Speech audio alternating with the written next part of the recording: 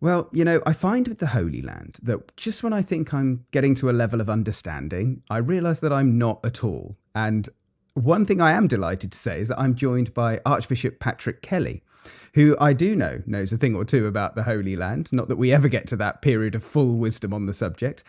Father, former chair of the Holy Land Coordination, you've been many, many times to many countries in the region. This time round, you were able to take part in a remote Holy Land coordination because we couldn't actually be in the lands of Christ. But nonetheless, I think we learnt a lot, got a lot out of it.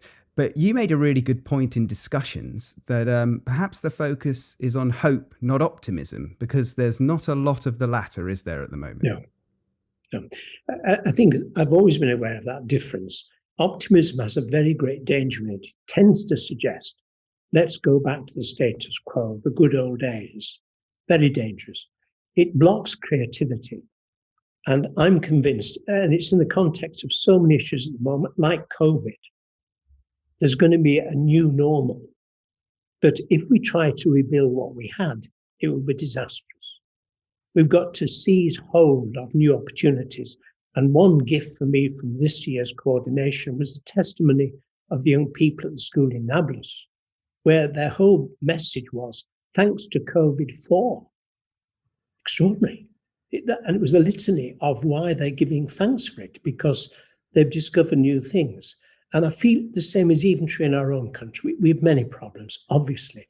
But I've noticed simple things when going for my daily exercise. Many more people say good morning. Many more people give you space. We've got to build on these things. There's potential for creativity.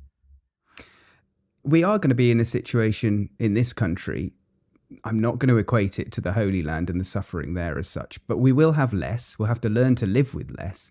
Less, I think, can be more. And maybe that's what you're saying with that example. And maybe when we look to Gaza, when we had that discussion about the church punching pretty well above its weight and serving the wider community, maybe less is more, and we can learn that, do you think? I think that's why, again, when we heard the description of what they're doing in their schools, they're doing more than we're doing in many ways, more success despite everything. And of course, they referred back to when the schools were closed for 3 years during the Intifada.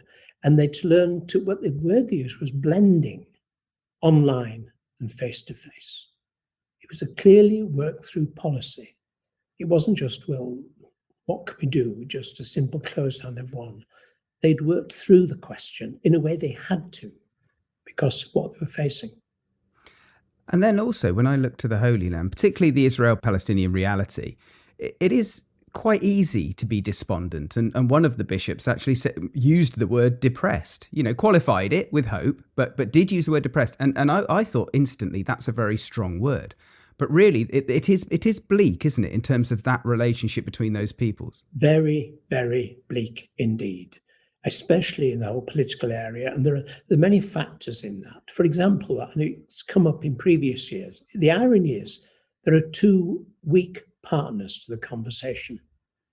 Think of Israel having another general election. Hopefully, though, one little sign of hope, Palestine at long last getting round to a proper election with the West Bank and Gaza. That's a dimmer, but it's gone on for years with no clear people to join in the conversation. So that's a very difficult area. And I'm very concerned we do not place too much confidence in the change of administration in America. As far as I can understand it, one way to see that is the way in which Mr. Trump viewed the whole situation was very largely influenced by the evangelical lobby. But I think the Democratic Party, its concern for those who are suffering and have been persecuted, they're very strongly linked, if you like, to the Jewish story of the Holocaust. So the idea they will simply reverse everything and take one side is very false. We've to leave space, and the issues are not going to be simple.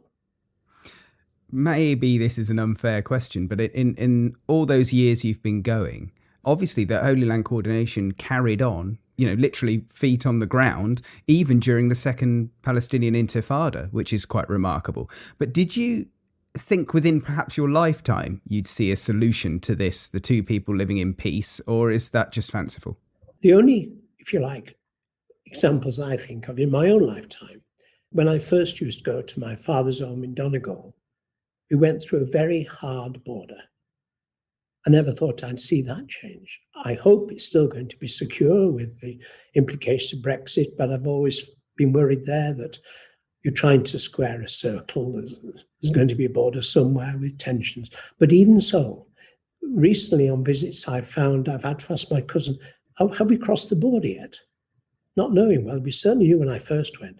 The other example, of course, is the Berlin Wall. I think literally days before it came down, none of us thought it could come down, but it did. The speed was extraordinary. Suddenly, things began to happen. During the Intifada, and it's one of the factors of why we go, that experience, there were very few pilgrims in Jerusalem then. And I found myself in the Church of the Holy Sepulchre. I went up to Calvary, and there was nobody there. So there's no reason to move on to give somebody else a space. So I've got to stay, and I stayed for a long time, over an hour. And it was marvelous because I found my faith put to the test in this sense. Was I really convinced that here, not on Mount Everest, on a Friday, not on a Monday, at 3 o'clock in the afternoon, not at sunset or sunrise, God was in Christ reconciling the world to himself? That specificity, I've never forgotten it. And now and again, I make another silent holy hour, confronting, I think I call it temptation, in the sense of being put to the test. Are you convinced it's the core of our faith? Pope Benedict's lovely phrasing, God is love. Being a Christian is not the result of a lofty idea or a moral choice, but the encounter with an event, with a person, which gives life a new horizon and so decisive direction. That's Jerusalem for me. And I guess there are parallels with the COVID situation now, in that pilgrims aren't in the West Bank. They're not in those places that Christ walked. Yet Christ remains the heart of our faith. And it's funny, isn't it? Because sometimes when I'm looking at these organizational pilgrimages, let's say, yes, there's prayer. Yes, there's mass and celebration with Christ at the center.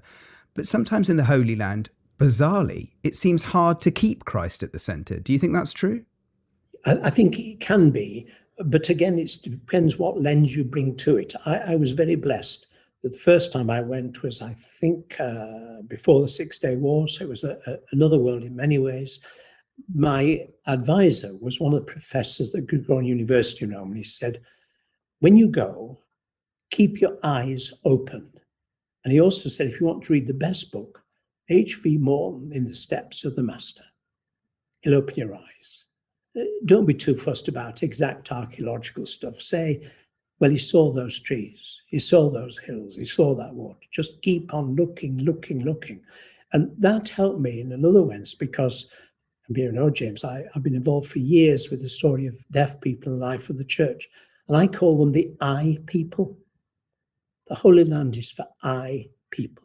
Look. And it's interesting how in the New Translation of the New Testament, Nicholas King points out in St. Mark's Gospel, the word behold comes up over and over and again.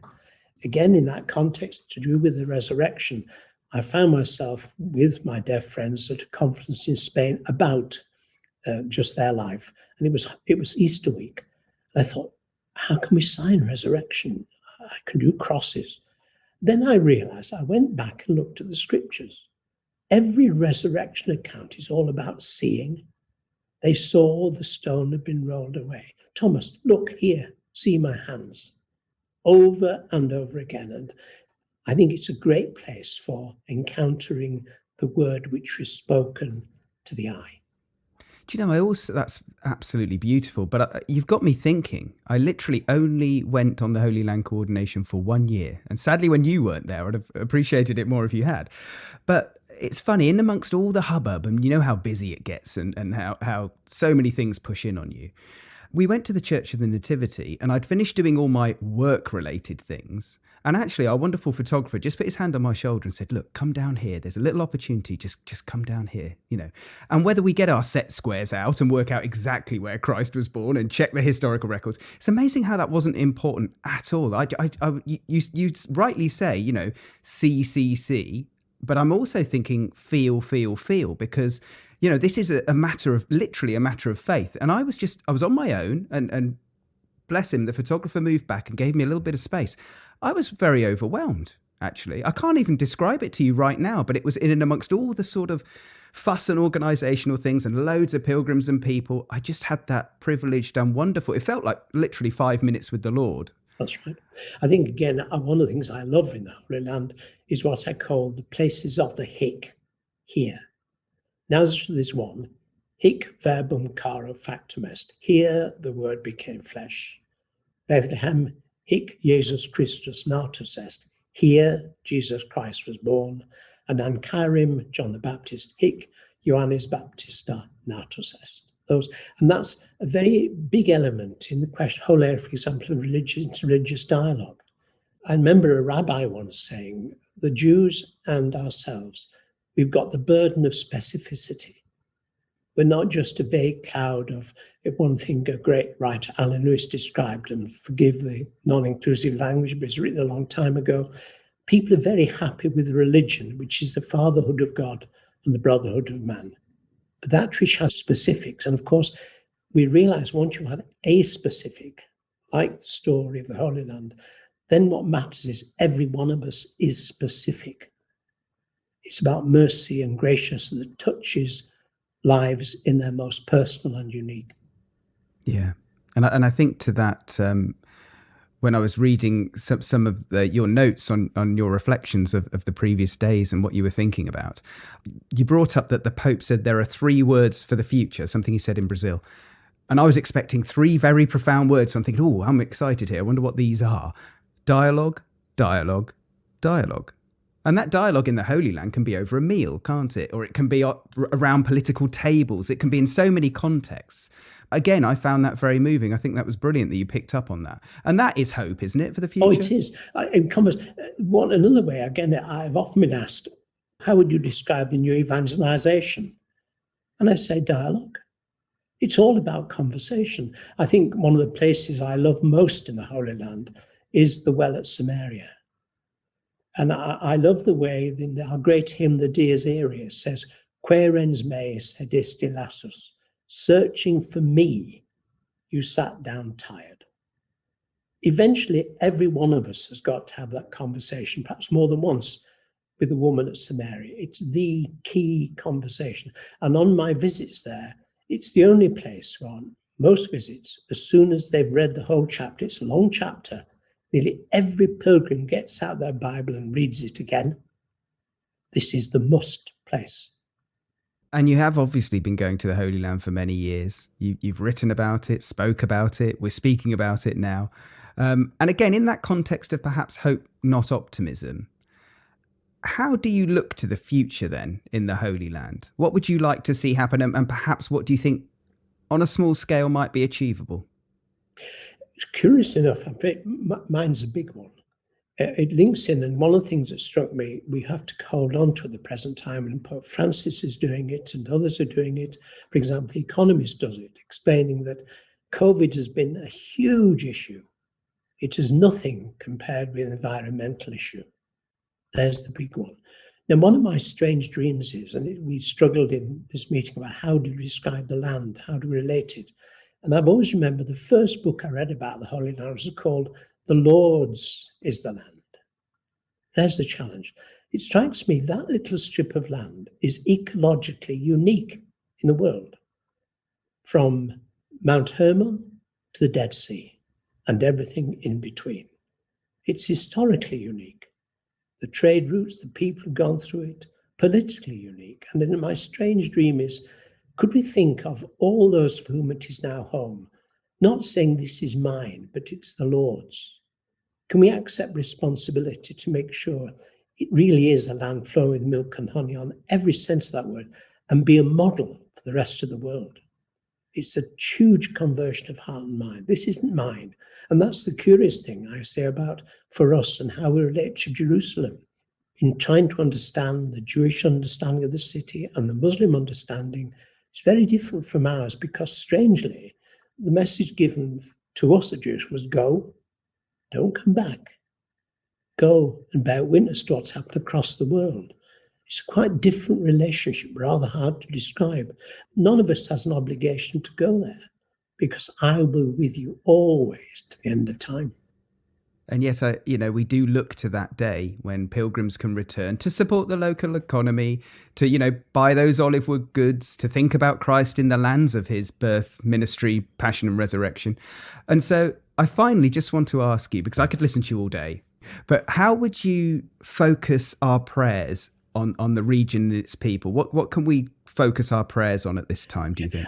I think I always find it is so vast. And it's a phrase you implied at the beginning, I think, when we were talking, James.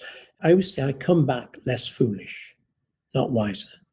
It's always true. I'm left saying, oh, so much I need to ponder. And I find when I want to pray in that context, I've often used the phrase, learning to pray through something, not about it. Or again, Cardinal Hume's phrase, if I think things must change, I must change.